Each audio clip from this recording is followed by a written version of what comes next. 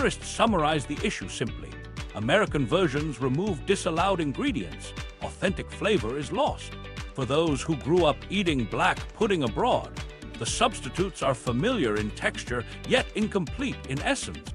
Cultural groups and food advocates have occasionally tried to carve out exceptions, arguing for the dish's heritage value. As of 2025, however, no such appeals have led to change. The federal regulation remains intact, and imports of lung-containing versions are blocked. For now, Americans who want to replicate the experience must rely on modified recipes or travel overseas to enjoy the genuine article. This isn't the only case where blood-based dishes run into U.S. restrictions. In other parts of the world, sausages aren't the format of choice. Sometimes the tradition takes the form of a street snack served on a stick. Pig's blood cake. In Taiwan, pig's blood cake, known locally as *taihoko*, stands out as one of the country's most iconic night market snacks. It's made by combining sticky rice with pig's blood, steaming the mixture until firm, and cutting it into blocks for easy serving. Vendors often skewer the pieces, coat them with crushed peanuts, add fresh cilantro, and brush on a sweet soy glaze. The result is chewy, filling, and deeply tied to the everyday food culture of Taiwanese street life. Its cultural role is straightforward. Blood cake is a practical food that reflects resourcefulness, using parts of the animal that might otherwise be discarded. To many locals, eating it isn't adventurous at all. It's familiar, affordable, and comforting. Travelers often describe it as a highlight, but in Taiwan, it is simply one more ordinary choice among others. In the United States, however, pig's blood cake falls under prohibitions. The Food and Drug Administration generally bans most products made with animal blood from commercial sale or import because of the elevated pathogen risks. Regulators argue that blood can carry bacteria and viruses at levels that are difficult to monitor reliably during processing. Without strict inspection systems in place, agencies classify it as too unsafe to permit in food commerce. That leaves pig's blood cake off-limits in restaurants, grocery stores, or food trucks. Regardless of cultural interest or demand, there are limited exceptions. Certain blood-based products, such as some varieties of blood sausage, can exist legally in the U.S. if they are produced under USDA inspection in facilities that meet federal safety standards. But the informal, handmade style that defines Taiwanese pigs, blood cake has no path under those rules, so the authentic version remains inaccessible outside of private or underground attempts. This example shows how cultural staples can be defined as off-limits not by intent, but by the regulatory weight of safety codes. And in some cases, those codes also collide with foods that attract as much curiosity as they do discomfort. Items banned for health reasons that continue to capture worldwide attention. Casu Marzu Revisited. This section presents a clear structural problem. It carries the title Casu Marzu Revisited, yet the content underneath repeats material on kinder surprise eggs, which we already covered earlier. Without introducing new information, the section feels redundant and breaks the script's pacing. The best solution is to correct the mislabel and remove this duplication entirely. If the intent was to return to Casu Marzu, that material already received full coverage earlier, and repetition here would add little value. If the intent was to spotlight another missing banned food, that would require replacing the content wholesale with a researched alternative. Since no new, research-supported food has been provided at this point in the script, the most effective editorial fix is to cut the entire section. Eliminating it smooths the narrative, avoids redundancy, and keeps the runtime lean. It also allows the script to transition cleanly into the next section, which examines another food item with evolving restrictions. What remains is a tighter sequence. Rather than lingering on repeated examples, we move naturally into the next case where regulatory focus has shifted over time. This keeps the audience engaged and establishes momentum for the discussion that follows. Ackee fruit revisited. Ackee remains one of the few banned foods where U.S. policy has shifted rather than staying frozen in place. When the fruit was first targeted in the early 1970s, federal regulators applied a full stop to fresh imports. The concern was hypoglycin, a naturally occurring toxin in unripe pods that can cause Jamaican vomiting sickness, a condition marked by dangerous drops in blood sugar. That ban still holds today, keeping fresh pods firmly out of the country. The compromise has come through preserved versions. Canned and frozen ackee are permitted under strict FDA oversight, provided each shipment is tested to confirm toxin levels fall within safe limits. These products are what supply Caribbean restaurants in the U.S., allowing dishes like ackee and saltfish to appear on menus without requiring workarounds. For communities connected to the fruit, this legal channel means tradition and identity can be maintained while regulators ensure safety. Travelers, however, often discover the rules remain strict at airports, as customs officers routinely confiscate fresh pods no matter how carefully they've been packed or how ripe they appear. What has evolved over time is the degree of accountability on canned imports. In 2025, the FDA expanded labeling requirements, making sure packaging carries clear information about the fruit's risks as well as assurances that contents have passed inspection. Regulators want consumers to understand the history of toxicity, even if the processed versions are considered safe. To Jamaican exporters, this balance has been worthwhile, as it secures access to the U.S. market while preserving consumer confidence. Ackee demonstrates that bans are not always absolute. Sometimes they adapt to weigh cultural importance against safety concerns. But not all foods receive that compromise. In some cases, regulators build multiple barriers to ensure enforcement, strengthening restrictions where loopholes might exist. Shark fins double ban. Shark fins are one of the clearest examples of how U.S. food restrictions now operate on two levels at once. Federal rules tightened through the 2000s and 2010s, restricting imports and sales nationwide, but many states went further by passing their own prohibitions. Together, these overlapping measures closed nearly every gap in the market. In several states, even possessing fins without proof of legal exemption can trigger penalties, ensuring there is virtually no legal path to distribute the product. This layered approach wasn't about symbolism, it came from practical enforcement needs. Smugglers often tried to exploit inconsistencies, moving fins through states that lacked strict penalties. State legislatures responded by mirroring or exceeding federal limits, making transportation and resale impossible regardless of route. The result was a near-total market closure, with both state and federal agencies able to intercept illegal shipment. Enforcement has increased steadily, with seizures and prosecutions rising at ports in places like California, Florida, and New York, long considered major entry points for seafood commodity. Law enforcement notes that fins occupy a peculiar spot in the contraband trade. The product is light, compact, and extremely valuable, which makes it easier to traffic than many other banned goods. Investigations have linked smuggling rings to wider criminal networks, and advocates argue that eliminating the U.S. market is one way to weaken demand. Conservationists also continue to stress the ecological impacts of the fin trade, though those arguments were central to the earlier bans rather than this enforcement phase. Here, the focus is less on debate and more on closing off loopholes that once kept the trade alive. For cultural communities that once viewed shark fin soup as a ceremonial dish, the change has been sharp. Restaurants and caterers now turn to vegetarian substitutes, often made with gelatin, tofu, or mushrooms to recreate the prized texture.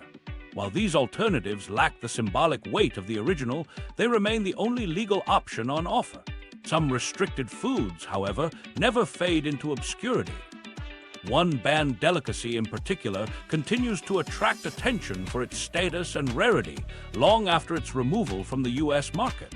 Beluga Caviar Redux. Beluga Caviar has remained a point of fascination long after its removal from U.S. markets. Its reputation as the peak of luxury dining keeps it discussed among chefs and fine dining circles, even though official imports have been off the table since federal authorities enacted the 2005 ban. The eggs come from the beluga sturgeon, a massive fish once abundant in the Caspian and Black Seas, but now reduced to critically low number. Conservation efforts have yet to bring populations back to stability, and with little sign of recovery, restrictions remain firmly in place. The biology of the beluga adds another layer to the challenge. Unlike many species, female beluga sturgeon mature exceptionally slowly. It can take 15 to 20 years before they begin producing eggs, and some do not spawn until closer to 25. This lengthy timeline means that every mature fish removed from the population sets recovery back by decades. Aquaculture experiments attempted in Europe and elsewhere struggled against the same biological limit. Production cycles stretched far longer than markets could tolerate, and costs consistently outweighed yields. Farming never scaled to meet demand, leaving pressure to fall back on dwindling wild stocks.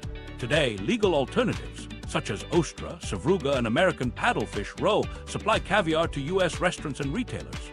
These products deliver similar textures and flavors, offering diners a more affordable option without the ecological toll. Yet among purists, nothing carries the same cultural weight as beluga.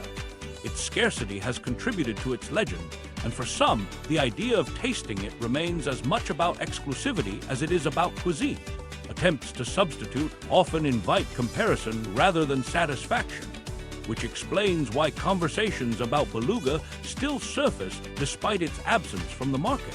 The enduring fascination with beluga illustrates how biology, policy, and cultural prestige intertwine to shape the status of a single food. It underlines the point that when regulators target a delicacy, the reasons are often as much about long-term survival as immediate safety, an issue that becomes even more stark with foods considered dangerous not for ecosystems, but for human life itself. Japanese puffer fish, better known as fugu, has long been one of the most feared and respected foods in the world. The risk comes from tetrodotoxin, a neurotoxin concentrated in the fish's organs, especially the liver and ovaries. Just a trace amount can cause paralysis or even death, and studies suggest a single fish can hold enough poison to kill several adults. That danger makes preparing fugu far more than ordinary cooking. In Japan, only chefs with licenses earned through years of training are allowed to serve it. Their instruction focuses on carefully separating the edible flesh and avoiding cross-contamination during preparation. The examination to qualify is strict, and very few applicants succeed. This system ensures that the dish, though hazardous, is treated seriously both as a delicacy and as a professional responsibility. For the United States, the controls are even tighter. Unprocessed puffer fish is not permitted for import at all. The only exception comes through certified processors in Japan who remove the toxic parts, freeze the edible flesh, and prepare it under standards approved by both Japanese authorities and the U.S. Food and Drug Administration. Only in this treated form can it legally cross into American market.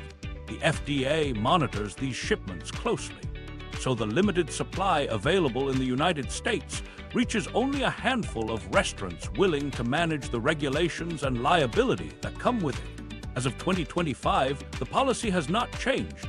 Fugu remains one of the rarest dishes on U.S. menus. Adventurous diners who want the thrill of the traditional experience often travel abroad, especially to Tokyo, where licensed chefs serve it as sashimi or hot pot in tightly controlled settings. Eating it in America usually means sampling a far smaller, heavily regulated supply. While fugu's danger lies in its natural toxins, other foods are restricted for very different reasons, some connected less to preparation and more to concerns about the diseases carried by the animals themselves. Bushmeat ban. Bushmeat is not a single animal, but a broad category of wild game taken from forests in parts of Africa. The term includes everything from small antelopes and porcupines to monkeys, fruit bats, and even other primates. In rural regions, bushmeat has long been both a vital source of protein and a marker of tradition. Once it enters international trade, however, U.S. regulators classify it as a clear hazard and treat it with zero tolerance. Imports of bushmeat remain strictly prohibited. The strongest justification is public health. Handling and consuming wild animals can transmit dangerous viruses, some of which have been tied to serious outbreaks. Authorities cite past examples, such as Ebola, as justification for keeping bushmeat out of circulation, given the risk of pathogens surviving transport inside dried or frozen cuts. Even small amounts carried in luggage are treated as threats, since viruses need very little to spread. For agencies like the FDA and the Centers for Disease Control, this possibility is enough to enforce a hard ban regardless of packaging or presentation. Smuggling attempts still happen, but enforcement has tightened. Customs officers at U.S. airports and seaports continue to intercept shipments or passenger luggage containing bushmeat, and penalties can be severe. Fines reach into the tens of thousands of dollars, and criminal charges are possible for larger violations. These laws are meant to deter any importation, reinforcing the position that bushmeat's health risks are too serious to overlook. The ban is not only about people's safety, but also about conservation. Many bushmeat species are already threatened by deforestation and habitat loss, and subsistence hunting adds further strain. Primates, in particular, face steep population declines when traded for food. Regulators cite this ecological harm as an added reason to block any legal import path. While diaspora communities in the U.S. may wish for familiar dishes tied to bushmeat, the balance of public health and endangered species protection leaves the prohibition firmly in place. From a federal perspective, foods with high cultural importance are still subject to exclusion when risks are deemed too high. In other cases, bans stem not from pathogens or conservation, but from rules surrounding ingredients inside oils or spices. Mustard oil restrictions. Mustard oil has long been a cornerstone of Indian cooking, especially in Bengal, where it brings a sharp, pungent bite to fried fish, pickles, and curries.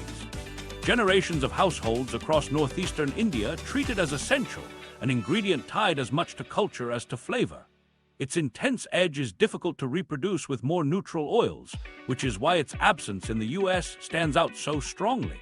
Yet on American store shelves, mustard oil carries an unusual label, for external use only. The reason has nothing to do with tradition and everything to do with chemistry. The issue is erucic acid, a naturally occurring compound in mustard oil. Decades of laboratory studies suggested that consuming oils high in erucic acid could strain the heart and cause lesions in animals. Even though evidence in humans has been less definitive, U.S. regulators treated the findings seriously. The Food and Drug Administration never approved mustard oil for food use, meaning it cannot be marketed as an edible product. As a result, bottles sold in the U.S. are restricted to use for massage, skincare, or hair treatment, with clear labels warning against culinary use. Still, for many immigrant families, the restriction leaves a gap. At home, some cooks continue to incorporate mustard oil into traditional recipes despite the warning on the label, choosing to preserve the flavor central to Bengali cooking. This practice is anecdotal and unofficial. Restaurants tend to avoid it because of liability, and major retailers carry only the non-food versions. The ingredient's cultural weight remains heavy, even as supermarkets fill their aisles with safer substitutes. Policy has not shifted in recent years. In 2025, the FDA still cites the same erucic acid studies as justification for keeping the restriction in place. Canola and vegetable oils dominate legal sales, but for those who grew up with mustard oil, the flavor gap is obvious. Dishes like Bengali fish curry or spicy achar lose the fiery intensity that defines them, leaving substitutions close but never exact. From pungent oils to other delicacies prized abroad, the reasoning behind U.S. restrictions often extends into areas where scarcity, contamination fears, and cultural value collide. Bird nest soup.